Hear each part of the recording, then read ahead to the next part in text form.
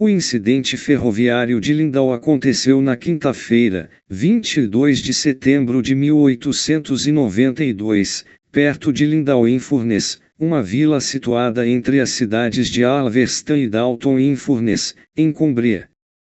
Uma locomotiva D1 da Furness Railway, número 115, estava manobrando em desvios quando desapareceu no solo depois que um grande e profundo buraco se abriu abaixo dela.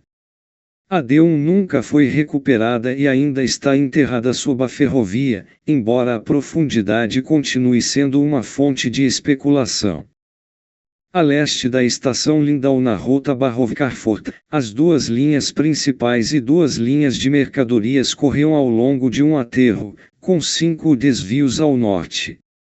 As mercadorias Barrow-Carford das 7 horas paravam nos desvios atrás da locomotiva número 115 da Furness Railway, uma classe D10-6-0 construída pela empresa Sharp Stewart entre 1866 e 1885. O Sharp, como a classe era apelidada, estava ocupado manobrando quando o maquinista, Thomas Postlet White, viu rachaduras se abrindo no chão logo abaixo. Parando de vapor, ele pulou para salvar sua vida. Assim que saiu do lugar, a terra se abriu para expor um buraco de 9,1 metros de largura e profundidade similar. O maquinista e seu bombeiro olharam incrédulos enquanto sua locomotiva caía de frente, o funil e a parte frontal embutidos, com apenas o tender permanecendo visível acima da superfície. Os trilhos nos quais a locomotiva estava foram quebrados e afundaram com ela, enquanto as vigas de suporte sob as linhas principais foram expostas. A linha de passageiros adjacente para cima ficou pendurada desequilibrada, seu lastro tendo caído em cascata no abismo. As equipes de desmanche dos departamentos de locomotivas e vias permanentes compareceram com um guindaste e venos de ferramentas. O tender foi desacoplado e puxado para fora, mas a locomotiva em si pesava 35 toneladas e tirá-la seria uma tarefa gigantesca.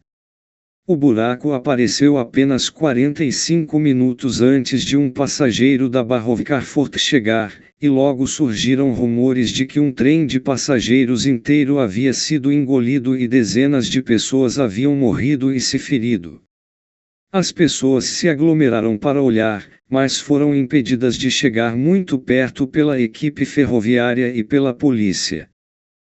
Às 14h30, os homens fizeram uma pausa para refrescos e não estavam limpos há muito tempo quando o buraco de repente se aprofundou para cerca de 60 pés, a locomotiva caindo ainda mais até que a terra se fechou sobre ela e a eclipsou de vista. Testemunhas ficaram impressionadas ao ver a enorme máquina desaparecer tão rapidamente de sua vista, caindo para uma profundidade desconhecida e além da recuperação. O buraco estava ainda mais largo naquela época, com todos os 8 trilhos agora torcidos e dobrados, o lastro tendo caído, os desvios sobre os quais eles tinham conseguido levar vagões vazios agora eram inseguros para o uso. Passageiros do 2.57 de Carford foram forçados a abandonar o trem e tiveram que andar pela estrada adjacente até a estação Lindau, onde outro trem os levou para Barrow. 13 meios de transporte foram fretados, incluindo grandes freios, ônibus e carroças puxadas por cavalos para suas bagagens. Trens carregados de lastro continuaram a chegar e, embora a maioria pensasse que o pior já tinha sido visto, a extensão total do afundamento só podia ser estimada e ninguém sabia ainda quando os trilhos poderiam começar a ser recolocados com segurança. O nível mais alto das minas estava a 500 pés, 150 metros, abaixo e a número 115 foi considerada perdida para sempre. Outros especularam que a locomotiva estava a apenas 80 a 90 pés, 24 a 27 metros, abaixo. O buraco eventualmente engoliu cerca de 300 vagões de lastro até que uma fundação sólida fosse estabelecida. Um inquérito do Board of Trade foi realizado sob os auspícios do Major-General C.S. Hutchinson, veterano de vários acidentes ferroviários, incluindo o desastre da Ponte T de 1879. Lindau pode não ter sido uma tragédia, mas foi um caso fascinante mesmo assim. Imediatamente após o primeiro colapso, os passageiros foram forçados a descer dos trens e andar ao redor da cratera até o outro lado. Os vagões vazios foram então levados lentamente pelos trilhos duvidosos, os passageiros se acomodando assim que o trem estava de volta em solo firme. Os passageiros estavam ansiosos para ver o buraco e se aglomeraram para dar uma boa olhada enquanto as autoridades tentavam apressá-los. O tráfego de mercadorias e minerais era uma grande fonte de receita, então mantê-los funcionando era vital. O coque para as siderúrgicas em Barrow, Ascão e Milon, normalmente vinha por Carforth e Lindau, mas com toda a linha parada e o pátio de Carforth bloqueado com trens de mercadorias parados, os trens de coque tiveram que ser redirecionados por Penrith e Whitehaven, mais 100 milhas, 160 quilômetros, a mesma rota sendo usada para o tráfego de gado, produtos perecíveis e mercadorias para os barcos de Belfast. Os trabalhos de Barrow a Carforth também foram interrompidos e novamente redirecionados pela rota de Penrith. Grandes esforços foram feitos para que os trens para o sul partissem o mais rápido possível, para não perder as conexões em Carforth. Remover todas as correspondências das 19h45 e 21h00 de quinta-feira à noite de Barrow foi um assunto longo, mas todas as malas foram transferidas para o trem seguinte, e tão eficientemente que ele pegou o Nightmail em Carforth. A correspondência da manhã de sexta-feira foi tratada de forma semelhante, feita e limpa em 1 hora. O aterro era cercado por um padrão revelador de depressões e buracos, indicando um histórico de subsidência. O solo instável já havia causado preocupações, exigindo que os trens fossem desacelerados antes de cruzar uma ponte próxima. Um lastro extra havia sido necessário e as duas linhas principais, além de ter dormentes transversais normais, também repousavam sobre vigas longitudinais de madeira.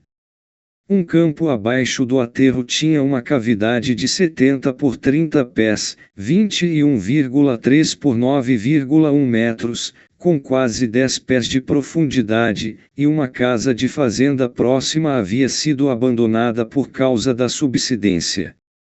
Havia 2 níveis de mineração abaixo da ferrovia. O mais alto não era usado há algum tempo, mas os mineiros no nível mais baixo alegaram que podiam ouvir os trens acima de suas cabeças e já haviam previsto um grande vazamento algum dia. Subsidência foi relatada novamente em novembro de 1893, a linha afundando 6 pés muito perto da subsidência de 1892. O tráfego foi novamente interrompido e funcionou em linha única até que o problema fosse resolvido. O deputado de Lancashire, Coronel Thomas Sandys, escreveu ao Board of Trade com seus pensamentos, sugerindo que as minas fossem preenchidas ou uma ponte fosse construída para atravessar o solo inseguro completamente. O Board of Trade manteve um olho na Furness Railway por anos depois, embora os diretores estivessem preocupados com publicidade adversa.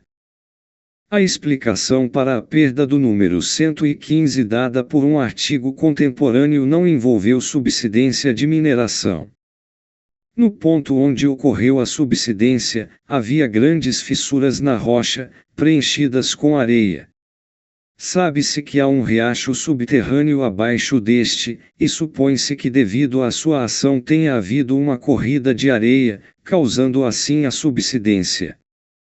Em outras palavras, o motor não caiu em Minas, mas em uma cavidade causada pelo colapso de um buraco de lavagem ou sumidouro cheio de areia subjacente, dos quais a área de Furnas tem muitos, formados principalmente na era glacial. Onde um curso de água subterrâneo lava a areia, ele deixa um vazio.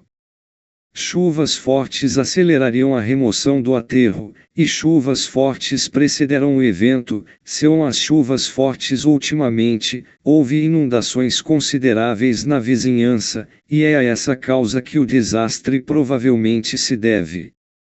Na época, o relato dado por Gianjanir considerou essa possibilidade e identificou como ela poderia ter sido desencadeada pela atividade de mineração, mas no final pensou que não era a causa principal. A ferrovia neste ponto é minada pela Parkside and Lindaumoor Mining Company, agora arrendada pelos senhores Harrison, Ainsley e Co., e por algo como meia milha de comprimento é coberta por operações de mineração. Há algum tempo, evidências da queda da mina, pelo menos em suas partes superiores, foram vistas, e em ambos os lados do aterro ferroviário o solo vem escorregando gradualmente há algum tempo. A empresa ferroviária, no entanto, tem observado a ação dessa subsidência e colocou um vigia especial no local, com o objetivo de detectar qualquer mudança. Há algum tempo, uma casa de fazenda adjacente foi alugada, e a empresa achou necessário escorar uma ponte ferroviária para evitar que a linha desabasse. É relatado, no entanto, que o funcionamento das minas de Parkside não foi interferido pela subsidência no aterro e que elas existem intactas sob uma estratificação de rocha que ainda não foi abalada.